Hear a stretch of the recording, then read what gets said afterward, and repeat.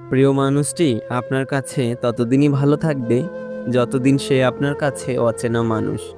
কারণ যেদিন আপনি তার সম্পর্কে সব জেনে যাবেন তখন থেকে আপনাকে ভালো লাগবে না। চোখের জল সবাই দেখতে পেলেও হৃদয়ের কষ্ট কেউ দেখে না। কোনো কিছু পাওয়ার আনন্দ হয়তো কিছুদিন থাকে, কিন্তু কিছু না পাওয়ার বেদনা থাকে সারাটি জীবন। যারা নানা রকম অজুহাতে দূরে চলে যায় বোঝনি শুধু তুমি। আসলে ওরা দূরত্বটাই চায়। কত কি রোজ মনে হয়, সব কি আর সত্যি হয়? কিছুটা বলতে হয় আর বাকিটা মানতে হয়।